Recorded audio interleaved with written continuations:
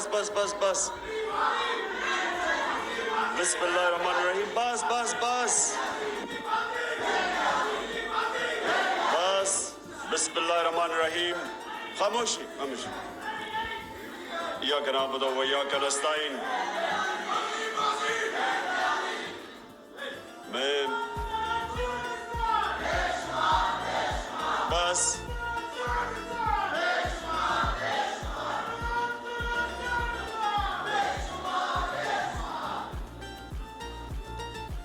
بسم اللہ الرحمن الرحیم. اچھا جی، میں سب سے پہلے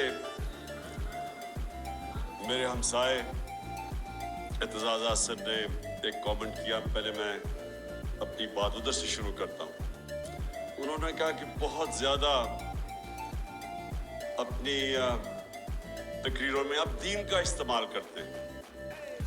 دیکھیں، میں یہ پہلے یہ واضح اس لیے کرنا چاہتا ہوں کہ اگر میرے میں اللہ ایمان نہ ڈالتا تو میں کبھی پولیٹکس میں نہ آتا.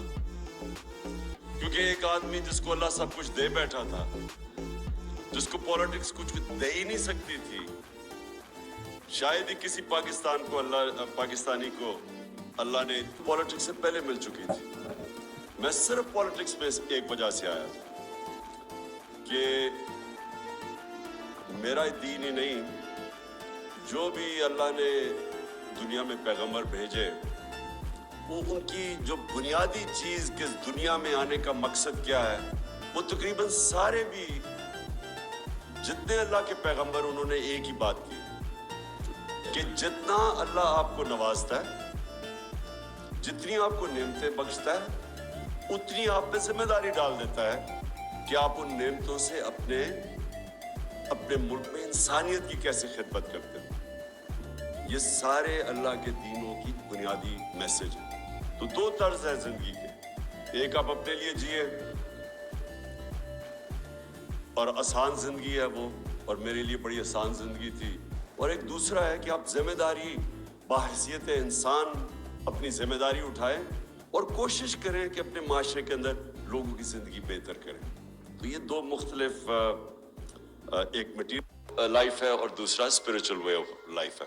تو میں آیا تھا پولیٹکس میں، اور میں نے جب آیا تو اس سے کافی دیر پہلے اسٹڈی کیا کہ وہ جو ہمارے نبی صلی اللہ علیہ وسلم کا دور تھا مدینہ میں، تو وہ کیا چیزیں تھیں جو انہوں نے، وہ کیوں اللہ ہمیں کہتا ہے کہ اس نبی کے راستے پہ چلو، ان کی سنت پہ چلو، ان کی شریعہ پہ چلو، کیوں کہتا ہے اللہ؟ تو وہ میں نے آنے سے پہلے ہی اس نتیجے پہ پہنچ چکا تھا کہ اللہ ہماری بہتری کے لیے کہتا ہے. سارا جو قرآن میں اللہ کا جو اللہ کے جتنے بھی احکامات ہیں وہ ہماری بہتری کے لیے ہیں. کیونکہ اللہ تو بے نیاز ہے، اس کو تو خود کفیل ہے، اس کو تو ہم کوئی فائدہ نہیں اور نقصان پہنچا سکتے. تو ساری چیزیں قرآن کے اندر انسان کی بہتری کے لیے. آپ اس راستے پہ چلیں گے جو آپ نماز میں کہتے ہیں کہ اللہ ان کے راستے پہ چلا جن کو نعمتیں بخشی، ان کے نہیں جو دوسرے راستے پہ چلے گئے، وہ ہماری بہتری کے لیے. سو اس لیے جو وہ مدینہ کی ریاست کے 3 اصول تھے وہ لے کے چلا تھا آج سے میں 26 سال پہلے. خودداری، کبھی ایک مسلمان معاشرہ کسی کی غلامی نہیں کرتا. یہ سب سے پہلے لا الہ الا اللہ، یہ آپ کو خوددار بناتا ہے. دوسرا کہ انسانی معاشرے میں انسانیت ہوتی ہے، جانوروں کے معاشرے میں سروائیول آف دا فٹسٹ ہوتی ہے. انسان فرق یہ اس طرح ہے کہ وہ کمزور کی جتنی زیادہ انسانیت اتنی وہ مدد کرتا ہے کمزور کی. جانوروں کے معاشرے میں نہیں ہے. تو یہ سارے پیغمبروں نے بلکہ یہ انسانیت کی بات کرتے تھے. اور تیسری چیز ہے انصاف. یہ 3 فنڈامنٹل پرنسپلز ہیں جس پہ مدینہ کی ریاست کھڑی ہوئی تھی. اس میں اور بھی بہت چیزیں تھیں لیکن ان پرنسپلز کے اوپر باقی چیزیں بنی تھی. تو یہ آج سے 26 سال پہلے میں نے اپنی پارٹی کا منشور رکھا تھا اور تب میں پولیٹکس میں آیا تھا. اور کبھی بھی کوئی انسان اپنی زندگی کے 22 سال سٹرگل نہیں کرتا کسی چیز کے لیے اگر وہ کوئی ذاتی مفادات کے لیے ہو، جب جس کے پاس پہلے سب کچھ ہے. تو اس لیے میں کبھی کسی کے दीन के ऊपर कमेंट नहीं करता। क्या वो एथियस्ट है, क्या वो दीनी है, जो एग्नोस्टिक है, ये इंसान के ऊपर है। ये अल्लाह ने हमें ये नहीं कहा कि सिर्फ उनसे बात करो जो कि सिर्फ ईमान वाले हैं। हम तो, हमारा तो अल्लाह का एक तोहफा है मेरे नज़र में कि जिसको ईमान दे दे वो तो सबसे ज़्यादा, अगर अल्लाह, मैं अपने बच्चों के लिए हमेशा दुआ करता हूँ कि उनको अल्लाह ईमान दे, क्योंकि वो सबसे बड़ा अल्लाह की ब्लेसिंग है, उसका तोहफा है। अब मैं आता हूँ जी आज का जो मौजू है, ये कनेक्टेड है एक्चुअली मेरी जो 26 साल पहले जिसकी वजह से मैं पॉलिटिक्स में नाम रखा था इंसाफ की तहरीक, क्योंकि मैं अपने तजर्बे से, मैं कोई इस्लाम का स्कॉलर नहीं था, मैंने तो सिर्फ अपनी ज़िंदगी का जो तजर्बा था, जो सारी दुनिया में देखी, कॉन्ट्रास्ट देखता था। आधा वक्त इंग्लैंड में यूनिवर्सिटी में गुजारता था, यूनिवर्सिटी के बाद क्रिकेट की वजह से आधा वक्त मैं पाकिस्तान गुजारता था, तो ये सारा वक्त मैं मुवाजना कर सकता था दोनों माशरों का, जो और शायद लोग मेरे से बहुत अकल वाले लोग होंगे, लेकिन उनको इस तरह की अपॉर्चुनिटी नहीं थी कि जो मेरे पास थी। तो मैं अपने तजर्बे के उसके ऊपर पहुंचा इस नतीजे पे कि अगर एक माशरे के अंदर इंसाफ नहीं है, वो माशरे में खुशहाली नहीं आती। इब्ने खालदून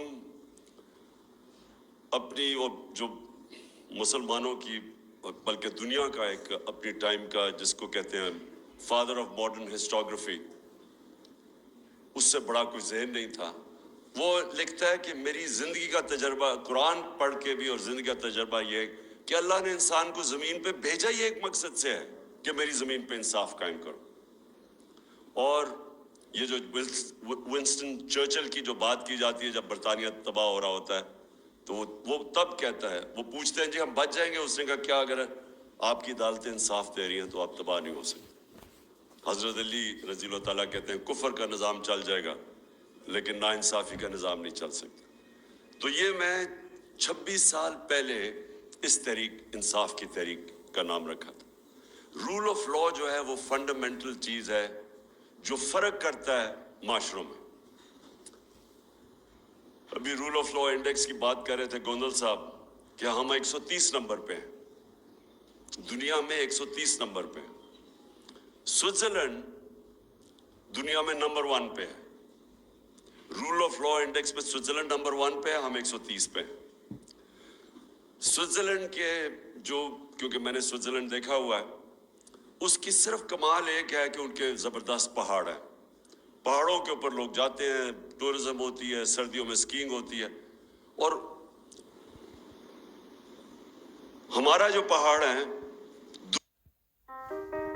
स्विट्जरलैंड से, हमारा नॉर्दर्न एरिया स्विट्जरलैंड से दुगना है। जो खूबसूरती है वो स्विट्जरलैंड से कई गुना ज्यादा है। लेकिन स्विट्जरलैंड खुशहाल है, सिर्फ अपनी पहाड़ों की टूरिज्म से स्विट्जरलैंड $60 अरब साल का कमाता है। $60 अरब, छोटा सा स्विट्जरलैंड।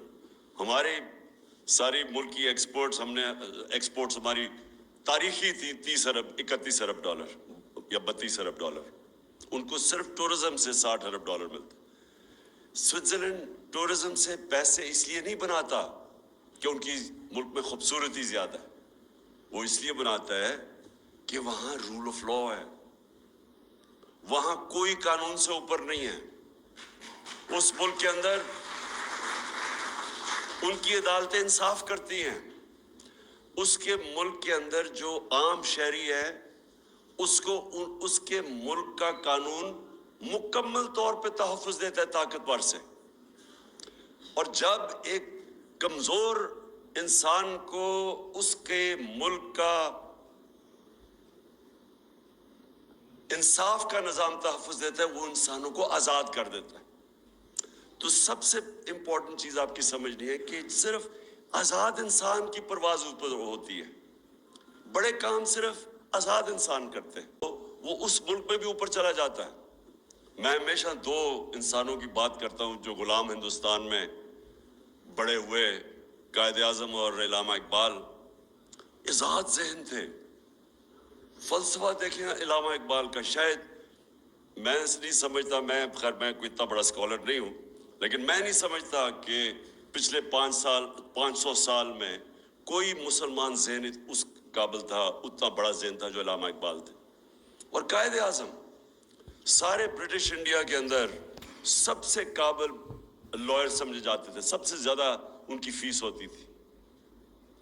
تو قائد اعظم کا دیکھ لیں کہ وہ ایک غلام ہندوستان میں ایک آزاد ذہن تھا، جو وہ آزادی کی بات کرتے تھے، جو ان کی رسپیکٹ تھی، خودداری تھی. میں اب ذرا ماڈرن کئی دفعہ کہتا ہوں کہ وہ جو شہباز شریف کا ایک میں ٹیپ چلاتا ہوں کہ ہم بھیک نہیں مانگنے ہیں لیکن ہم مجبور ہیں، ہم یہ ہیں وہ ہیں. قائد اعظم کو سنیں ذرا آپ، اس کی ساری آپ تقریریں سنیں، ان کے مخالف کے کامنٹ سنیں قائد اعظم کے اوپر. تو یہ بڑے کام صرف آزاد ذہن کرتے ہیں. جو انوویشنز اور انوینشنز ہیں وہ صرف آزاد ذہن کرتا ہے. غلام ذہن صرف اچھا غلام بنتا ہے.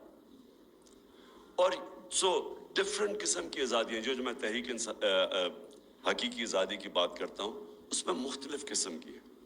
آج ہم صرف وہ آزادی کی بات کر رہے ہیں جو کہ آزاد عدلیہ، جو رول آف لا امپلیمنٹ کرتی ہے اور جو قوم کو، لوگوں کو آزاد کرتی ہے، طاقتور کے ظلم سے آزاد کرتی ہے. یہ جو فیوڈل کلچر ہے، فیوڈل کلچر کیا ہے؟ کیوں ایک وقت ہوتا تھا کہ اوپر سے انویڈر آتا تھا، جیسے ہی افغانستان سے گزرتا تھا سیدھا وہ پہنچتا تھا دلی تک، کوئی راستے میں اس کو رکاوٹ نہیں ہوتی تھی. کیونکہ فیوڈل سسٹم کے اندر لوگ غلام ہیں، تو ان کو فرق ہی نہیں پڑتا تھا کہ کوئی باہر آئے، کیونکہ جو اوپر آئے یا جائے. بابر کے اوپر یہ بابر کی ایک جو پہلا مغل بادشاہ جب آیا تھا تو اس کے اوپر یہ ایک انسیڈنٹ بتایا جاتا ہے کہ وہ جب آیا تو اس نے ایک چھوٹی سی پہلے ریڈ کیا، فتح کرنے سے پہلے اس نے ایک ریڈ کی پانی پت سے پہلے سیالکوٹ کے پاس. تو کہتا ہے ایک چھوٹی سی لڑائی ہوئی، یہ جیت گئے. تو کہتا ابھی وہ شام کو بیٹھا دیکھ رہا تو تھوڑی دور، لڑائی سے تھوڑی دور ایک کسان اپنا ہل چلا رہا ہے. وہ بڑا حیران ہوتا ہے کہ یہ اس کو کوئی فرق ہی نہیں پڑا کہ کوئی باہر سے فوج ہے یا لڑائی ہوئی ہے. وہ کسان کو بلاتا ہے شام کو، کہتا ہے تم بڑے دلیر آدمی ہو گئے کہ تمہیں فرق ہی نہیں پڑا کہ باہر سے کوئی فوج ہے یا لڑائی ہوئی. وہ کہتا ہے میرا کسان، میرا ہل چلتا رہا، مجھے کیا فرق پڑتا ہے کون آئے کون جائے، کیونکہ وہ تو آزاد ہی نہیں تھا. کیوں سارا قبائلی علاقہ اور افغانستان کیوں ہمیشہ اپنی آزادی کے لیے لڑتے ہیں؟ کیونکہ وہ آزاد ہیں. ان کا جو سسٹم ہے جرگا سسٹم، وہ بیسکلی ریپرزینٹ کرتا ہے. ان کی جوری سسٹم بھی بن جاتا ہے، ان کو انصاف بھی مل جاتا ہے اور ان کی آواز بھی ہوتی ہے، وہ پھر لوکل گورنمنٹ بھی بن جاتی ہے. تو وہ ہمیشہ لڑتے تھے. جو آتا ہے افغانستان میں وہ ہمیشہ وہ لڑنا اپنے آزادی کے لیے لڑتے ہیں. قبائلی علاقے 80 سال انگریز کے خلاف قبائلی علاقے میں لڑتے رہے لوگ، کیونکہ ان کا سسٹم آزاد تھا.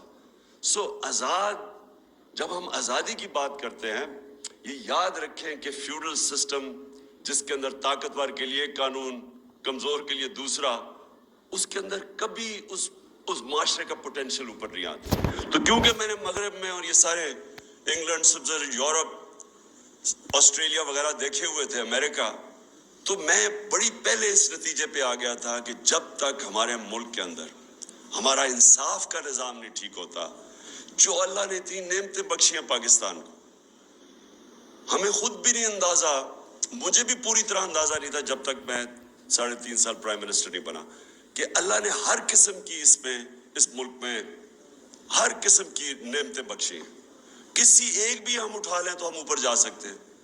اور تو چھوڑے جو منرلز ہیں پاکستان میں، مدنیات ہیں، ہم صرف اسی پہ کانسنٹریٹ کر رہے ہیں، وہی پاکستان کو اٹھا سکتے. ٹورزم پہ کانسنٹریٹ کر، وہاں اٹھ سکتا ہے. ایگریکلچر کے اوپر ہمارا جو زراعت ہے، اس میں ہم صرف ماڈرن ٹیکنیکس ہی لے آئیں، اسی میں ملک اٹھ سکتا ہے.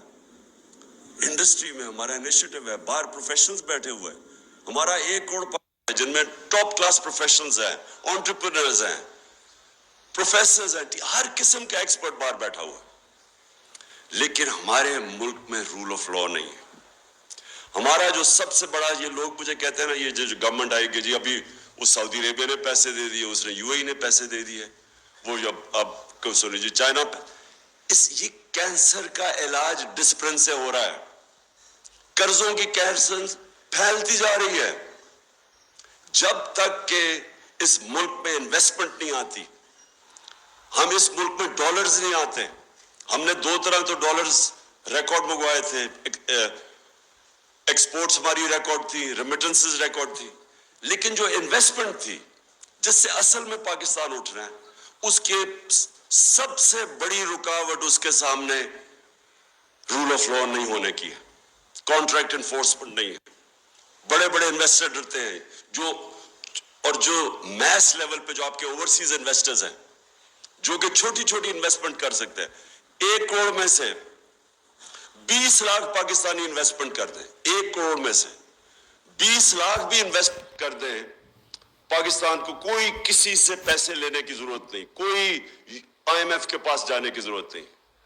تو پوچھے وہ انویسٹ کیوں نہیں کرتے؟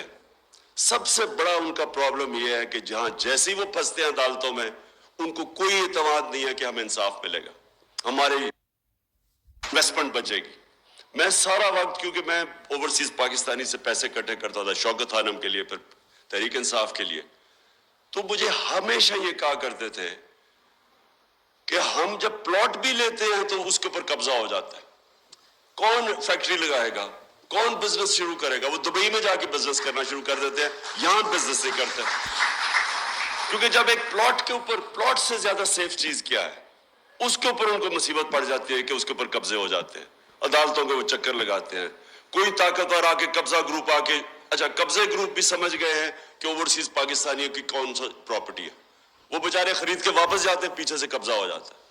تو جب آپ ایک سیف انویسٹمنٹ پلاٹ کے اوپر بھی آپ لوگوں کے قانون کے اوپر اعتماد نہیں ہوتا, تو کیسے انویسٹمنٹ آ سکتی ہے جو کہ اس ملک میں اتنی آ سکتی ہے؟ کیونکہ جو اوورسیز پاکستانی اس کے پاس جس وقت جو ان کے پاس ڈالرز پڑے ہوئے ہیں, جتنا پاکستان کا قرضہ ہے اس سارے قرضے سے زیادہ ڈالرز باہر پڑے ہوئے ہیں اوورسیز پاکستانی کے. اور میں ان کی بات نہیں کر رہا جنہوں نے چوری کر کے پیسہ باہر لے کے گئے یہاں کے ڈالرز, میں بات کر رہا ہوں جو انہوں نے باہر کمائی کی تھی جو پاکستان آ سکتا. تو میری پہلی چیز یہ کہ ہمارا جو آج پاکستان کا مستقبل ہے, فیوچر جس طرف ہم جا رہے ہیں, یہ لازم ہے کہ اگر ہم رول آف لا اس ملک میں نہیں اسٹیبلش کرتے, ہم کبھی بھی اس ملک کو اس دلدل سے نہیں نکال سکتے. ہماری جو معیشت ہے, میں تو پہلے اس کے معیشت کے اوپر بات کرتا ہوں, کہ یہ کبھی بھی پراسپر نہیں کر سکتی جب تک کہ پاکستان میں رول آف لا نہیں آتا, ہم اسٹیبلش نہیں کرتے. جو انویسٹر ہے اس کو اعتماد نہیں ہوتا ہماری کانٹریکٹ انفورسمنٹ کے اوپر. یہ نمبر 1 میری چیز ہے. نمبر 2, انسان کا جو پوٹینشیل ہے اس ملک میں وہ کبھی ریلیز نہیں ہوگا جب تک کہ انسان کو ہم پروٹیکشن نہ دیں, جب اس کے بنیادی حقوق کو ہم پروٹیکٹ نہ کریں. آپ کے سامنے یہ کلاسک کیس ہے, شہباز گل کا یہ کلاسک کیس آپ کے سامنے ہے. ایک آدمی کو اغوا کیا جاتا ہے, اس کو پکڑ کے سب کے, وہ تصویر ہے کہ آئے ہیں لوگ گاڑی میں, کوئی وارنٹ نہیں دکھائی جاتی, وہ کوئی مفرور نہیں تھا, کوئی بھاگ نہیں رہا تھا. کہیں بھی جا کے آتے اس کو وارنٹ دکھاتے, جی یہ آپ کے اوپر چارجز ہیں, اس کو لے جاتے. اغوا کر کے لے کے گیا, پتہ ہی نہیں پہلے ہمیں چلا وہ گیا کدھر ہے. ادھر انہوں نے اس کو تشدد کیا, اس کے اوپر ننگا کر کے اس کو مارا, اور اس کی پھر تکلیف میں اس کی تصویریں بنائیں ننگا کر کے. تو پہلے تو یہ ذرا سن لے کہ یہ کس مہذب معاشرہ جس کے اندر قانون ہوتا ہے وہاں اس کی اجازت ہے. کوئی مجھے معاشرہ بتا دے دنیا میں کہ وہ اجازت دیتا ہے یہ کرنے کے لیے. تو پہلے تو اس کو مارتے ہیں, اس کے بعد پتا چلتا ہے جی اچھا 2-3 دن کے بعد 2 دن کے بعد پتا چلتا ہے جی اس نے وہ بہت بڑا اس نے کوئی غداری کر دیا ملک کے ساتھ. اچھا میں اب یہ اپنا کہوں کہ مجھے پتا ہی نہیں تھا شروع میں کیا ہوا. مجھے اس کی صرف ایک میسج آئی کہ کال آئی کہ جی میں نے کوئی ٹی وی کا انٹرویو دیا, اس میں تھوڑی سی کنٹروورسی ہے. میں نے کہا کیا کر جی میں نے کہا تھا کہ کوئی ان لافل کمانڈ نہ سنو, بس یہ میری آخری بات ہوئی ہے اس سے. میں نے کہا اچھا ان لافل وہ تو سب کہتے رہتے ہیں. بعد میں پتا چلا اس نے وہ جو ایڈ کر دیا جی گورنمنٹ آفیسز. اس کے بعد میں پتا چلا کہ اصل میں تو یہ وہ اصغر خان کا کیس تھا, اس کے اندر عدالت ہی وہی باتیں کر رہی ہے. یعنی وہ کوئی اتنا بڑا جرم نہیں تھا کہ اس کو اس طرح پہلے اغوا کرو پھر مارو, اس سے پھر پتہ نہیں کیا. اور اس کو جو حال تھا, مجھے تو بعد میں وکیلوں نے بتایا کہ اس کا وہ مینٹلی ٹوٹل شیٹر کر دیا انہوں نے اس کو. تو کیا ہوگا کہ اس کو بالکل ہی مینٹلی ایک آدمی کو, اچھا وہ چلے یا تو ہونا وہ کوئی اس طرح کا جو جیل سے اندر باہر جاتا ہو, وہ تو تکڑے ہوتے ہیں لوگ. وہ پروفیسر وہاں کا, وہ امریکن یونیورسٹی کے اندر وہ لیکچر دے رہا ہے, اس کو یہ جب ٹریٹمنٹ کی گئی تو اس کا اوپر جو ذہنی طور پہ گزرا ہوگا, میں بھی حیران کہ سوچیں اس کی فیملی ہوگی, اس کی وائف ہوگی, وہ کیا سوچ, اس کی تصویریں دیکھ رہی ہیں, وہ کیا سوچتی ہوں گی, اس کے رشتہ دار, اس کے بھائی, اس کے فادر ان لا میرے پاس آئے, وہ سارے اس کو دیکھ کے ایک آدمی کو اس طرح بریک کرنا. اور جو کر رہے تھے ان کو کوئی خوف نہیں تھا قانون سے, ان کو کوئی فکر نہیں تھی کہ ان کا کوئی احتساب ہوگا, کوئی قانون ان کو انصاف کے کٹہرے میں کھڑا کیا جائے گا, کوئی فکر نہیں تھی ان کو. ظلم کرتے ہیں, پولیس سے پوچھتے ہیں, بعد میں پولیس کہتے جی ہم نے تو نہیں کچھ کیا. تو پھر کس نے کیا, کون تھا اس کے پیچھے؟ جو بھی پیچھے تھا وہ اپنے آپ کو قانون سے اوپر سمجھتا ہے. وہ سمجھتا تھا کہ پاکستان کا قانون میرے اوپر نہیں لاگو ہوتا. اور یہ ہے المیہ ہمارا. اور پھر وہ خاتون میجسٹریٹ, وہ بڑا جی عمران خان کو دہشت گرد بنا دیا مجھے, کہ وہ نے اس کو کہہ دیا ہے کہ جب خاتون میجسٹریٹ کے پاس آیا, جب اس کو پتا تھا تشدد ہے, آج ثابت ہوا ہے کہ اس کے اوپر تشدد ہوا ہے, عدالت میں اس کی رپورٹ دی گئی ہے کہ اس کے اوپر تشدد ہوا, اس نے پھر اس کو پولیس کے پاس ریمانڈ پہ بھیج دیا. یعنی کوئی چیک کرنا چاہیے. اور کیا ان کی کوئی اکاؤنٹیبلٹی نہیں ہے کہ ایک آدمی دیکھ رہے ہیں تصویریں اس کی, دیکھ رہے ہیں وہ پبلک میں بالکل مینٹلی بریک ہوا ہے, اس کو پھر پکڑ کے واپس بھیج دیا اسی پولیس کے پاس, اور چیک بھی نہیں کیا کہ اس کے اوپر تشدد ہوا ہے. اور پھر یہ جو آئی جی اور ڈی آئی جی ہے, کون ذمہ دار ہے کہ ایک آدمی کو آپ نے غیر قانونی طور پہ اٹھا کے تشدد کیا, کدھر یہ اجازت دیتا ہے؟ اور اس کے اوپر اچھا میں کہہ رہا ہوں کہ قانونی کارروائی کریں گے, وہ کہتے جی دہشت گرد ہے. سوچ لے کہ اچھا پہلے وہ غلط کام کر رہے ہیں, ان کے غلط کام کرنے کے لیے ہم کہہ رہے ہیں قانونی کارروائی کریں گے, اور وہ اوپر سے دہشت گردی کا پرچہ کروا دیتے ہیں میرے اوپر, اور جناب وارنٹ نکال دیتے ہیں. یہ ساری چیزیں کیا شو کرتا ہے کہ ہمارے ملک میں قانون کی حکمرانی نہیں, طاقت کی حکمرانی ہے. جو طاقتور ہے وہ قانون سے اوپر ہے, جو کمزور ہے اس کی حفاظت نہیں کرتا قانون. اس لیے یہ بڑا امپورٹنٹ ہے کہ ہم اپنے ملک میں جدوجہد کریں. یہ پاکستان کی فیوچر کی جنگ ہے. یہ جو آپ انصاف کی جو تحریک ہے اس ملک میں رول آف لا قائم کرنے کے لیے, یہ ملک کا فیوچر ہے. یا ایک طرف یا ملک ادھر جائے گا اور یا دوسری طرف تباہی کی طرف جائے گا. اگر اسی طرح اس ملک کے اندر قانون کی حکمرانی نہ ہوئی, میں آپ کو کہتا ہوں کہ کوئی طریقہ ہی نہیں ہے کہ ہم یہ معاشی تباہی سے بچ سکتے ہیں. کوئی کسی کے پاس آنسر نہیں ہے. وہ بڑا سنا تھا جی, بہت بڑا جینیس تھا شہباز شریف. لوگوں نے ریلائز نہیں کیا کہ اشتہاروں کے اندر ہی وہ جینیس تھا. ساری ترقی اشتہاروں میں تھی. جب سے وہ آیا مجھے یہ بتا دے کہ ان کے پاس کون سا روڈ میپ ہے. یہ جو ہم قرضے لیتے جا رہے ہیں, گروتھ ریٹ کم ہوتی جا رہی ہے, انڈسٹری سکڑتی جا رہی ہے, کسانوں کے پاس اتنی زیادہ مہنگائی کر دی ہے, بجلی کی دگنی قیمت کر دی ہے بجلی کی. کسانوں کے پاس ٹیوب ویل چلانے کے پیسے بل آ رہے ہیں. عام بیچارہ مڈل کلاس سفید پوش, برے حالات ہیں لوگوں کے.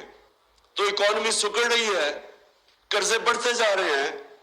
تو ہمارے پاس کدھر سے ویلتھ کریشن ہوگی کہ ہم یہ قرضے واپس کریں؟ کدھر سے دولت میں اضافہ ہوگا؟ کہ اگر آپ کی انڈسٹری بھی بند ہو رہی ہے, بے روزگاری بھی بڑھ رہی ہے, ایکسپورٹس گر رہی ہیں, باہر سے جو دولت ریمیٹنسز آنی تھی ان کی وہ ڈراپ ہو گئی ہیں, تو کدھر سے پاکستان کے پاس پیسہ آئے گا یہ قرضے یہ جو لے رہے ہیں اور قرضے؟ कोई हमारे पास रास्ता नहीं कि अगर हमने इस मुल्क को माशी तौर पे ठीक करना है तो ये एक बड़ी, ये सारी ओवरऑल पिक्चर के अंदर, जिसके अंदर कानून की हुक्मरानी आनी पड़ेगी, जिसकी वजह से इन्वेस्टर आएगा पाकिस्तान में, और फिर नई डेमोक्रेसी आ सकती है। डेमोक्रेसी और रूल ऑफ लॉ साथ साथ चलते हैं। आप अगर इलेक्शन करवा दें एक मुल्क के अंदर जिधर रूल ऑफ लॉ नहीं है, जमहूरियत आ ही नहीं सकती। जो ताकतवर है, जो जिसके पास पैसा है, जिसके पास 2 नंबर पैसा, वो ऊपर आ जाएगा। कैसे मुकाबला करेगा एक आदमी, पढ़े लिखे लोग कैसे मुकाबला करेंगे उसका जिसके पास मसल भी है, उसके पास जो सिंध के अंदर, आज मुझे बताया सिंध के अंदर कौन सी जमहूरियत है? जो उनके ये पीपल्स पार्टी के खिलाफ खड़ा होता है, 15% लोकल गवर्नमेंट में लोग खड़े ही नहीं हुए क्योंकि उनके ऊपर केसेस करके, FIR करके उनको अनअपोज जिता दिया 15% को। बाकियों के पास जो इलेक्शन लड़ने जाता है वहां उसके ऊपर FIR काट जाती है। मेरे ऊपर 16 FIR काट दी है, वो तो छोड़े, अब दहशतगर्दी का केस कर दिया। तो बेचारे आम लोगों का क्या होता होगा? मुझे ये बताए कि मेरे पास तो फिर भी मैं एक, चले वो अल्लाह ने करना था कि कल कौन सारी सड़कों पे आ गई रात को 2 बजे 3 बजे, नहीं तो मैं Nature